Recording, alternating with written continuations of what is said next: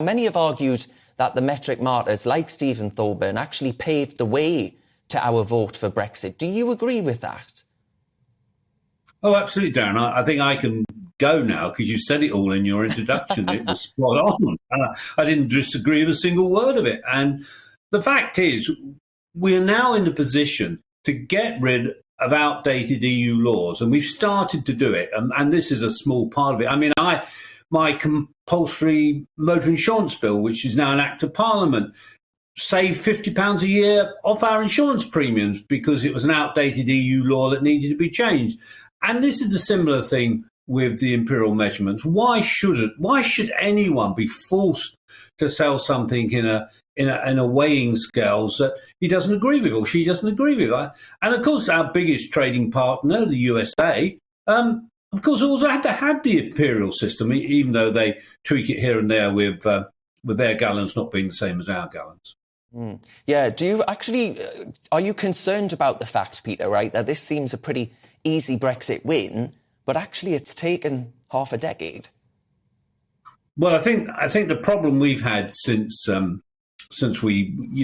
Boris came to power and we got Brexit done, about 48 hours later we had COVID, and that changed everything. And for those 2 years, it was concentrate quite rightly on solving this terrible pandemic. But now that's in the past. And by the way, part of the reason it's in the past is because we had the freedom to get the first vaccination in the world. It's gone to billions and billions of people and saved countless lives. That wouldn't have happened if we'd been in the EU. So that was the first huge Brexit dividend. But now we've got Jacob Rees-Mogg looking at all these silly EU laws to see which ones we can get rid of. So, Peter, then, do you actually think Boris Johnson should crack on with a royal pardon for the metric martyrs? I mean, Steve Thorburn actually, sadly passed away at 39, so he's no longer with us. But his daughter is very much campaigning to see her dad receive a royal pardon. Would you like to see that happen? Absolutely. At the time, I thought it was absolutely dreadful. And I think it came in, I think Labour brought it in under Blair, I think, but outrageous. And yeah, of course, why not? It should never have happened.